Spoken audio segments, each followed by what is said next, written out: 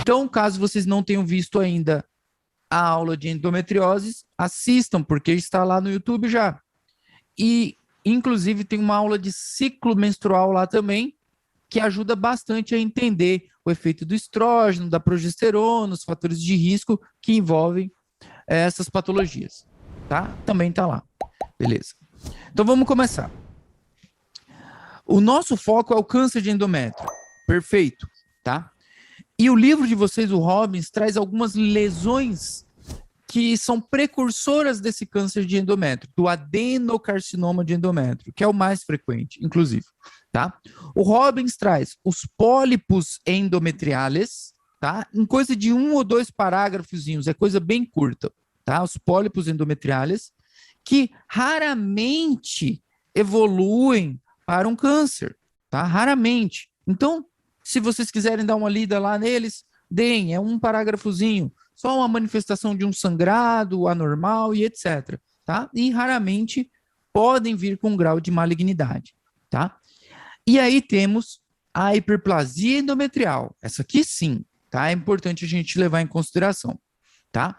Então, aqui a gente pode estar falando de uma neoplasia intraepitelial endometrial. Olha como muda. Lá no coelho uterino nós tínhamos neoplasias ou lesões intraepiteliais cervicais. Aqui são neoplasias intraepiteliales endometriales, tá? Porque estamos no endométrio, tá? Esse é o termo que o Robbins traz para vocês, tá? Mas não precisa seguir isso, fica muito confuso. Então é mais fácil seguir como hiperplasia endometrial. Fechou? Hiperplasia eu já sei, que é o aumento no número das células, tá? O que vocês têm que levar em consideração aqui? O seguinte, tá? Por que essa mulher tem ou pode ter uma hiperplasia endometrial? Qual é a causa disso daqui? A gente já falou disso na aula passada. Qual que é a causa provável de uma hiperplasia endometrial? Excesso de estrógeno, né? Porque era o E de estrógeno, E de endométrio. O que vocês têm que entender? Que o estrógeno, pessoal, a ação do estrogênio basicamente é de proliferação do endométrio. Então, quanto mais estrógeno essa mulher tiver, mais proliferado será o seu endométrio, né? Então, naquele ciclo menstrual, a fase do estrógeno basicamente é a fase do crescimento endometrial. Então, fica fácil de entender. Se eu tenho muito estrógeno, basicamente eu vou acabar tendo muito endométrio, certo? E o mais importante é isso agora, ó, sem oposição da progesterona, certo? Porque a progesterona, na segunda fase, na fase secretora, que é a fase dela, ela acaba inibindo o estrógeno, né? Porque senão todas vocês aqui iam ter hiperplasia endometrial, se fosse assim, se fosse só pela ação do estrogênio, certo? Mas não, vocês têm a progesterona atuando. Então, a progesterona, na fase secretora, ela acaba inibindo o estrógeno. Então, essa mulher que tem hiperplasia endometrial aqui, ela tem, como o Alex falou, excesso de estrógeno, perfeito. Só que sem oposição da progesterona. A progesterona associa assim a de progesterona, né? Ela acaba como se fosse um fator protetor. Ela protegeria essa mulher de ter uma hiperplasia endometrial. E se ela não tem a progesterona atuando, ela acaba desenvolvendo uma hiperplasia endometrial, tá? Então, basicamente, é uma paciente que não tem a fase secretora, que é a fase da progesterona. Ela só tem a fase proliferativa atuando, que seria, no caso, a fase de estrógeno, tá? Nunca, jamais vocês vão falar que a hiperplasia endometrial é causada pelo HPV. Pelo amor de Deus, tá bom? Pelo amor de Deus. O HPV vocês vão deixar lá para o coelho uterino. Eu deixei em vermelho e bem grande aqui, tá? A causa é o excesso de estrógeno, né? Um quadro de hiperestrogenismo.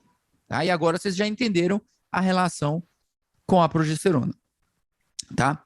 Fator de risco, eu comentei bastante na aula de endometriose, tá? Com vocês. para explicar muito a relação do estrógeno em si, tá?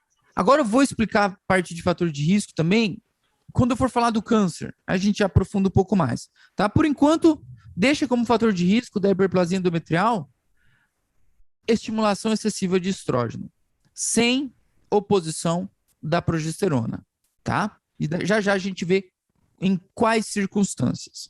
Como, por exemplo, obesidade, a menopausa tardia, aquela menarca precoce, a mulher que é nulípara, certo? A síndrome do ovário poliquístico, em espanhol. Beleza. Essa morfologia é um pouco confusa, porque tem atipia, sem atipia, simples, complexa. Eu nunca sei direito o que é. Nunca sei. Eu me confundo. Então, basicamente, associem assim, ó. Vocês têm hiperplasias simples e complexas. Separem assim, fica muito mais fácil, ó. Nós vamos ter hiperplasias simples, complexas e atípicas, tá? Esqueçam tudo que está escrito aí nesse slide. Depois que vocês entenderem, vocês vão ler, tá? Eu tenho simples, complexas e atípicas, tá? Então, fica fácil agora, ó. Por quê? As hiperplasias simples e complexas, certo? Sem atipia, porque elas são só simples e complexas, tá? Não tem atipia. Então, elas não têm risco de carcinogênese. Então, a hiperplasia simples sem atipia e complexa sem atipia não tem risco de carcinogênese. Ou seja, até tem, mas é muito, muito, muito pequeno, tá? Muito pequeno. Beleza?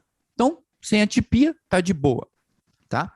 E as hiperplasias atípicas, agora sim, seja ela simples com atipia ou complexa com atipia, tanto faz, mas ela tem atipia. Isso é o que interessa. Essa sim pode evoluir para um câncer de endométrio, tá? Então essa sim eu tenho que tomar cuidado. Às vezes é até melhor, né? Até melhor não, até recomendado tirar o útero dessa mulher, se eu estou diante de uma hiperplasia com atipia. Isso já até explica o pronóstico. Porque numa hiperplasia endometrial com atipia, o pronóstico é ruim, porque ela pode evoluir para um câncer.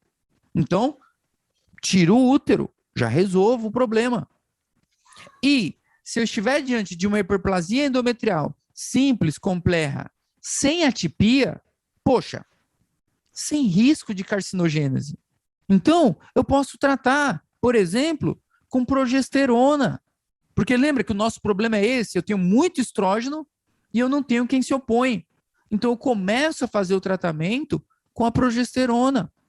Resolvo a situação, porque não tem esse risco todo do câncer, tá? Eu tenho uma morfologia sem atipia. Então, o pronóstico é muito bom, tá? Então, tem um pronóstico muito bom, tá? E essa classificação é o que confunde às vezes. A gente nunca entende quando é simples, quando é complexa, quando tem atipia ou não tem. Em relação às imagens, ó, isso aqui são hiperplasias endometriais. Ó, eu sugiro vocês guardarem essa fotinha aqui, tá? Hiperplasia endometrial. Fim, tá? Seria a macro dela, tá bom? O útero aumentado de tamanho, engrossado e etc. Vou explicar as duas, essas duas aqui. E essas aqui são do livro de vocês. Essas são do Atlas, tá? Para mostrar a hiperplasia endometrial. Por mais que vocês olhem essas glândulas aqui, ainda tem aspecto de glândula, né? Ainda tem aspecto de glândula endometrial, inclusive, tá? Se até se mostrar essa imagem pro pessoal do primeiro ano, se duvidar, eles acertam que é o útero, inclusive. Tá um pouco diferente, porque é uma hiperplasia. A glândula tá mais dilatada, tá aumentada em número, tá? E essas aqui, que são do Robbins, é para mostrar o seguinte, ó. A letra A e a letra B são hiperplasias endometriais sem atipia. Olha só, as de cima, ó. Sem atipia, tá? Hiperplasia endometrial sem atipia. E as duas de baixo, ó, tanto é que se vocês compararem as fotos, ó, fica mais nítido. As duas de baixo são hiperplasias endometriais com atipia, tá? Com atipia. Olha um pouco o pleomorfismo dessas células já, nucleolo evidente, como assim? Hipercromasia. Isso aqui já tá um passinho ali para virar um câncer daqui a pouco, tá? Só tá se diferenciando cada vez mais. É atípica, tá? Então, sem atipia aqui em cima e o de baixo com atipia. Bom? Beleza. E agora, real oficial, o câncer de endométrio, tá? Câncer de endométrio. Vocês escutam falar de câncer de mama, provavelmente, né? Estamos em pleno outubro rosa. Câncer de coelho uterino, porque a gente já teve, inclusive, essa aula e vocês já escutaram falar volta e meia, tá? Agora, câncer de endométrio não é algo muito frequente. Eu não escuto muito falar câncer de endométrio. Que câncer é esse? Nem sabia que podia ter. E por que que no slide está escrito ali para vocês, ó, câncer mais frequente do aparato genital feminino? Por que que o Robbins traz ele como mais frequente? Porque o Robbins é um livro americano. Então, traça a mulher americana. E a mulher americana, a mulher europeia, por exemplo, ela não tem aquela exposição ao HPV. Então, para a gente, aí sim eu posso falar do coelho uterino, por exemplo, tá? Agora, lá para eles, eles trazem como o carcinoma endometrial, tá? Por isso que vem assim para vocês, como mais frequente, tá? Mas é devido à incidência lá, da Europa e dos Estados Unidos, tá? Pouco importa. O que importa é o seguinte, o principal câncer de endométrio, gente, 90% é adenocarcinoma endometrial, tá? 90%. Então vai ser ele. E dentro dele eu vou ter alguns subtipos mesmo. Não tem problema. A gente vai falar deles agora, tá? E eu também tenho outros, mas são mais raros, mas são mais agressivos. Como o carcinoma de células claras. Olha, de novo, mas pô, achei que isso daí era do rim. Tá bom, calma. Tá? Também tenho aqui no endométrio. Tá? O carcinoma endometrial de células claras, ele é raro, mas é mais agressivo. E o carcinoma papilífero, que também é um pouco mais agressivo. Tá? O que nos interessa? O adenocarcinoma de endométrio. Tá bom? Falar dele um pouquinho, rapidão. Primeira coisa, como a gente fez assim com todas as patologias, preciso entender idade, fator de risco, quadro clínico, e aí a gente entra com a morfologia. Como eu sei que vocês não estão muito participativos hoje, eu vou ir falando sozinho, tá? Mas me escutem pelo menos, tá? A idade desse câncer, pessoal, é o seguinte, é uma idade até um pouco mais avançada, tá? Porque ele tem uma tendência de acometer as mulheres pós-menopausa. Então, como vocês estão vendo ali, ó, em geral, 65 anos, como que o Robbins está trazendo, ó, de 55 a 65 anos, estão vendo, né? Mas então fica mais fácil falar assim, em média, 60 anos. Pronto, 60, 62 anos, que seja, tá? Mas em média, 60 anos. Ou seja, pós-menopausa, tá? Então, mas ele pode aparecer em mulheres mais jovens? Poder pode, pessoal. Poder pode. Tá? O pronóstico vai mudar e etc. Mas a gente está falando de frequência, tá bom? Poder a gente pode tanta coisa, tá? Mas provável em mulheres pós-menopausa, tá bom? Fator de risco, tá? Essa parte de fator de risco é a parte importante. É a hora de fechar o Instagram rapidão, ou o Tinder, ou sei lá o que, o Twitter, Facebook, o que vocês quiserem, tá? Porque vocês precisam entender o perfil dessa paciente, tá? Então, o principal fator de risco aqui fica fácil de entender. É o excesso de estrógeno. Excesso de estrógeno, de novo, tá? Pô, até agora você falou a mesma coisa. É a mesma coisa, porque o pessoal erra, tá? Então, olha como que o Robbins traz, ó. Peraí, deixa eu puxar aqui a tabela. Estrógenos sem oposição. Oposição de quem? Da progesterona, tá? Da progesterona, tá bom? Então, fator de risco, excesso de estrógeno, hiperestrogenismo. O fator de risco mais importante de todos é a obesidade, tá? Ah, mas e o excesso de estrógeno? Beleza, isso daí você já sabe, tá? Pode entrar como causa também, legal. Mas a obesidade, não estou falando só daquela mulher que é obesa mesmo, até o sobrepeso já pode ter relação, tá? Então, a obesidade é o principal fator de risco. Por quê?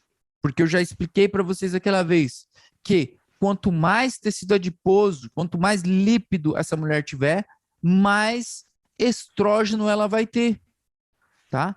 Então acontece essa conversão em estrógeno, certo? E aí ela tem um excesso de estrógeno, tá? Então quanto mais obesa a mulher for, mais estrógeno ela tem. E tanto é que ali, ó, o Robbins traz aqui como fatores de risco e tal, certo? Hipertensão e diabetes.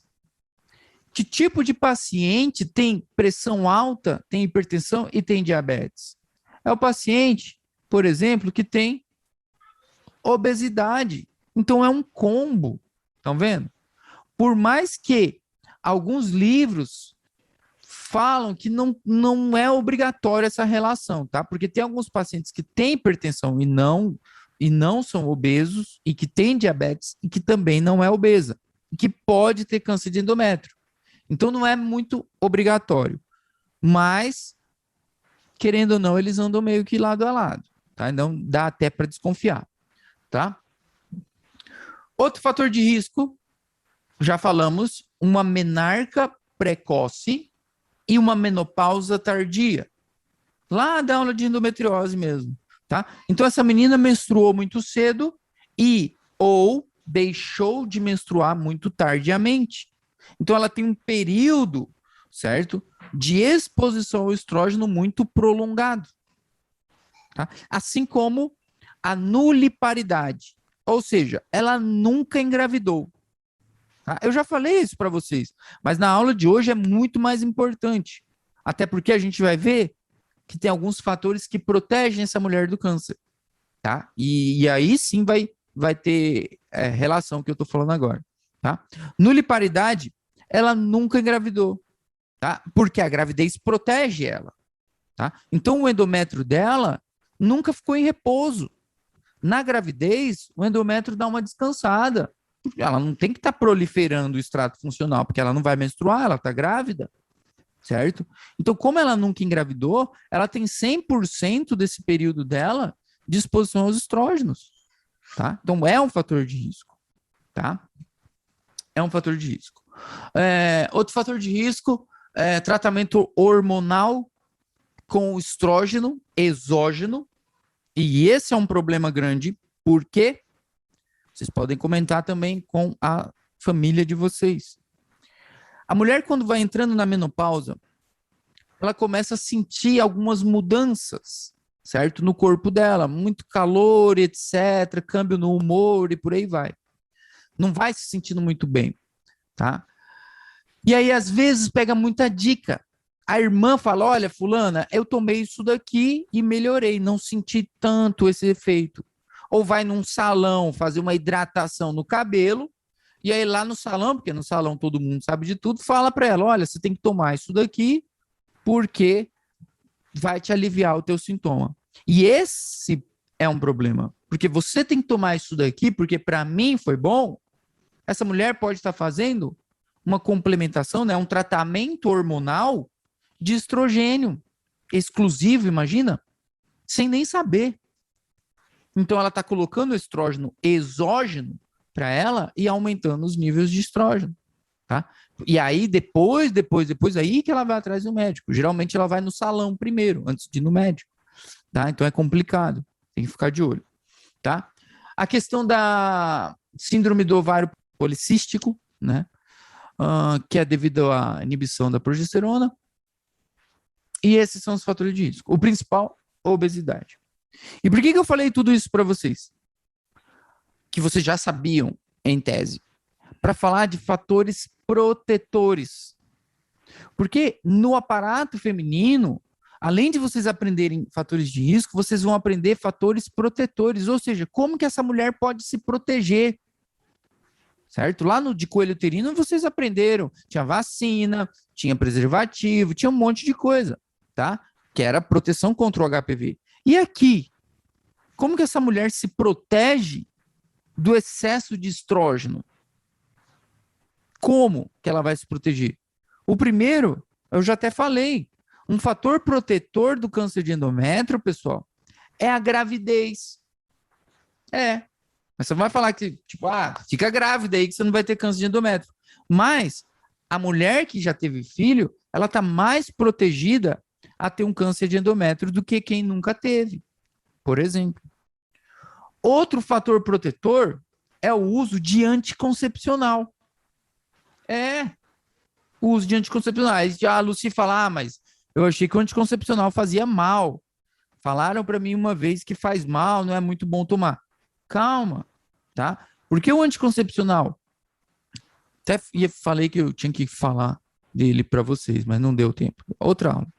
Porque o anticoncepcional pode servir para prevenir, claro, o embaraço, certo? Tem várias fórmulas, vários tipos, só que ele também pode ser usado como opção terapêutica, tá? Porque um anticoncepcional à base de progesterona, eu estou tratando essa mulher, eu estou protegendo ela.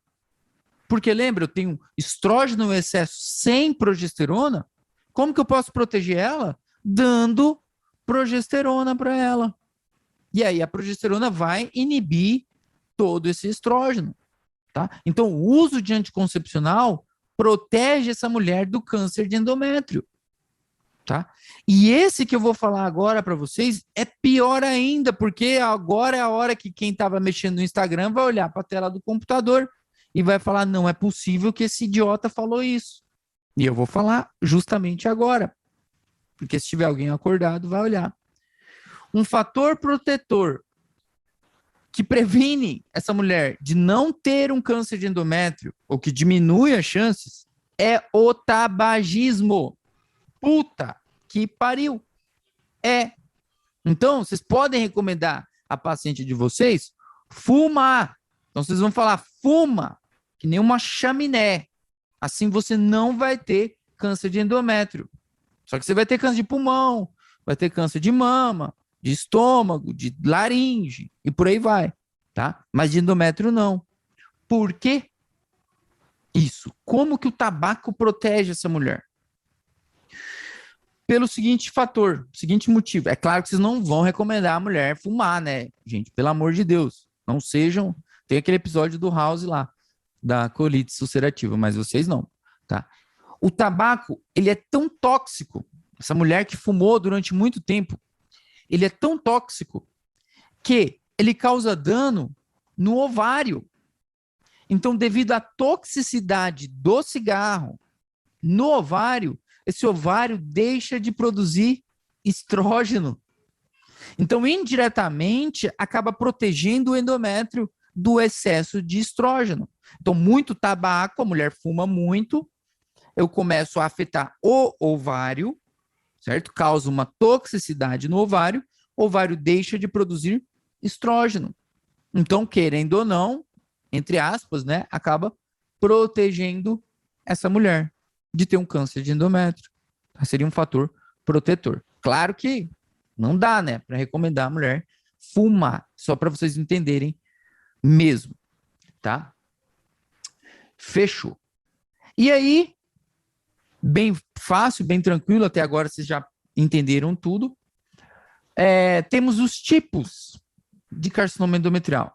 O que que vai mudar? Vamos falando deles aqui, porque um tem um bom pronóstico, o outro já tem um pronóstico mais complicado e etc. Vamos comparando. Em termos de idade, certo? O endometrióide, ele vai nesse padrão aí da pós-menopausa, ou seja, 60 anos. 60 anos, tá?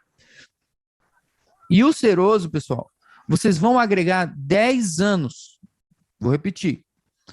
Se o endometrióide de vocês for 60 anos como idade, o seroso vocês aumentam em 10. Então vai ser 70 anos, tá? Endometrióide 60, em média 60 anos, o seroso em média 70 anos, tá?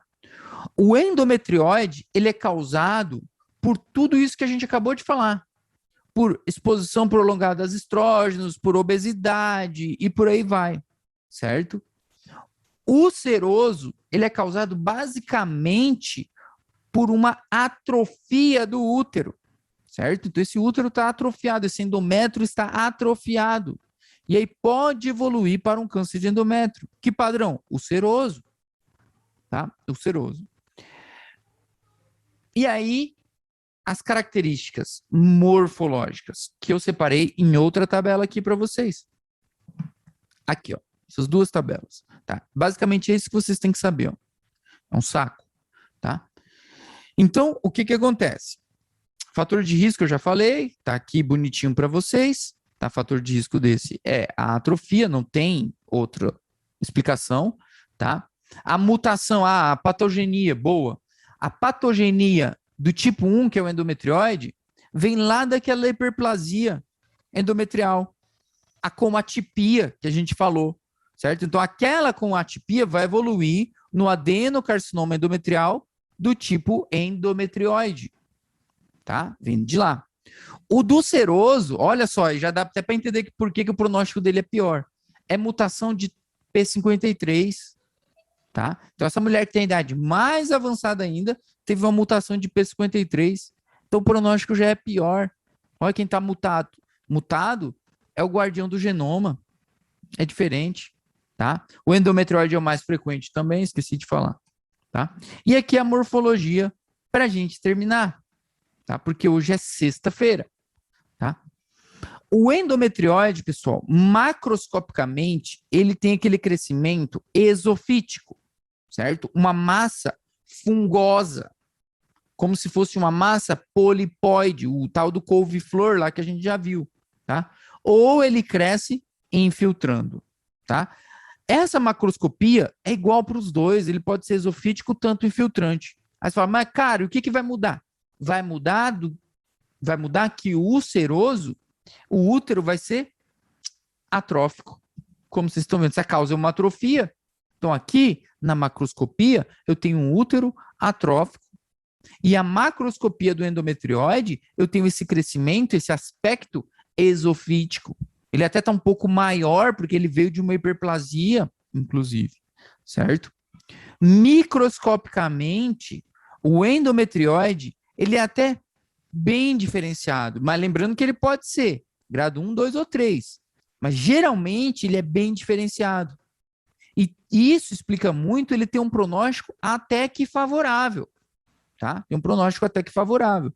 Mas, de toda forma, eu tenho que retirar esse tumor, né? Vamos fazer a cirurgia e resolver, né? Histerectomia, arrancar o útero e os anexos, inclusive, né? A gente não quer esperar, tá? E o seroso, pessoal, na microscopia dele, ele já vem com um padrão já de grau 3. Então, olha lá, deixei em vermelho para vocês, ó. Todos os tumores dessa categoria são de grau 3. Então, ele é mais agressivo, ele é mais mal diferenciado, certo? Então, ele tem muito mais mutação, tem muito mais atipia, tá? E o pronóstico dele é desfavorável, porque daí ele já invade, ele já cresce mais rápido. E fora que ele foge o padrão, a idade dele é mais avançada, entendeu? Então, tudo que foge o padrão, nosso diagnóstico vai ficando mais tardio, tá? E o recomendado, claro, é retirar tudo, né? Panhisterectomia. Eu vou tirar todo o útero e os anexos também, tanto o ovário quanto as trompas, tá? Já para evitar. Pode ter situação que vocês estão diante de uma mulher mais jovem. Então, pô, a menina tem 37 anos. É raro, mas pode acontecer. Com câncer de endométrio. Você vai chegar para ela e falar, olha, filha, a gente vai ter, para resolver esse teu câncer aí, você tem um tumor maligno, que retirar o útero. E beleza, se essa mulher já teve filho, não tem vontade de ter filho, tá bom, doutor, beleza, entendi, tranquilo. Só que se essa mulher nunca teve filho, que é o mais provável, lembra o fator de risco, nuliparidade, inclusive, querendo ou não, ela ainda pode ter filho. E se ela te falar, poxa, doutor, meu sonho é ser mãe, não sei o quê, sério que eu vou ter que retirar esse útero? O que que eu vou fazer? Lembra daquela medicina, ou seja, englobando a pessoa em si? Então, tem também uma opção, que basicamente é tratar com progesterona até essa mulher engravidar, pelo menos, tá? Tem essa opção. Pelo menos, ó, mas você tem que ter teu filho logo, tá? Porque, não, doutor, beleza, daqui 6 anos eu vou engravidar, então. Não, aí já não dá. Aí zoou tudo, tá? Não, ó, doutor, tô tentando esse ano, eu quero engravidar, por favor, adia. Dá para adiar, se for o endometriose, principalmente, né? Então, dá para adiar porque ele é até bem diferenciado. Faz o tratamento com progesterona, ela engravida, tem o bebezinho e depois a gente resolve o câncer, tá? Só que é raro, só tô comentando com vocês mesmo, tá? Mas de forma geral, é isso que vocês têm que saber. Qual tem o pior pronóstico? Qual tem o melhor pronóstico? Qual tem um crescimento exofítico? Qual vai ter o exofítico e de tamanho aumentado? E qual vai ter um útero atrofiado, tá? Qual tem a idade média 60 anos e o outro 70 anos? Qual tem relação com hiperplasia endometrial, certo? Que é o endometrioide, por suposto. E qual tem relação com atrofia endometrial, tá? Então, é uma tabela. Quer dizer, é essa tabela aqui, ó, do próprio livro de vocês. Claro que o ideal é vocês montarem a de vocês, tá? Com que vocês pegam com a maior facilidade. Tá? E aqui algumas imagens para a gente terminar, a aula bem curta, porque sextou, né? Aqui, na letra A, vocês estão vendo uma massa, né, fungosa, crescendo para cima, no fundo uterino, tá? Então, já estou falando do endometrioide, né? Adenocarcinoma endometrial, tá? A letra B nos indica também, ó, até parece, sabe, poxa, para mim isso aqui ainda é glândula endometrial. Até falaria, até tá meio estranho, mas por ser câncer eu consigo até entender. Beleza? Porque ele é um bem diferenciado, certo? Então é um adenocarcinoma endometrial bem diferenciado, certo? Como vocês estão vendo aqui, ou seja, grau 1. Aqui na letra C, já temos o quê? Uma arquitetura glandular, ó, tem poucas glândulas aqui, já sabe, com uma área sólida aqui no meio, ó, estão vendo? Então eu tenho glândula mesclada com uma área sólida, já nem consigo ver a glândula direito, mas eu ainda estou vendo, né? Aqui um, aqui outro, ó, vocês ainda estão vendo algumas glândulas. Então, moderadamente diferenciado, ou seja, grau 2. E essa letra D aqui, ó, cadê glândula aqui? Cadê? Eu tenho um padrão sólido, certo? Eu já não estou vendo glândula quase, tá? Estou vendo um padrão sólido. Então, mal diferenciado, ou pobremente diferenciado. Grau 3. Então, grau 1, grau 2 e o grau 3. E essas imagens aqui são do Atlas, se eu não me engano, tá? Essa letra A aqui de cima é para mostrar para vocês, ó, não parece que aqui, ó, é a glândula, perfeito, eu tô vendo que é a glândula e tal. Só que, ó, tem um líquido dentro dessa glândula? Como assim? O que que é isso? É um líquido seroso. Então, isso é para mostrar justamente o precursor do carcinoma seroso, que vocês viram aqui atrás, ó, na tabelinha, ó. Carcinoma intraepitelial endometrial seroso. Tá? É esse aqui, ó. Tá? Um precursor do adenocarcinoma endometrial seroso, tá? E na setinha aqui, vocês já estão vendo células malignas. Já dá para ver, ó, não dá para ver que é um epitélio sano, como a gente viu naquelas outras imagens, tá? Como se fosse mais bem diferenciado. Esse já está com uma atipia mais relevante, tá? De novo aqui embaixo é também o seroso, mais uma vez, ó, ocupação por líquido seroso e de aspecto mais indiferenciado, E essas duas imagens macro aqui, basicamente, é para mostrar o quê?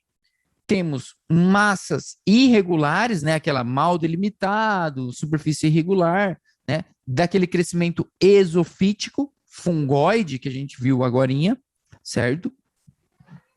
E aqui embaixo, de coloração branca, dá para falar também. E aqui embaixo, onde vocês estão vendo nesse triângulozinho bonitinho aqui, tem uma massa pequena, certo?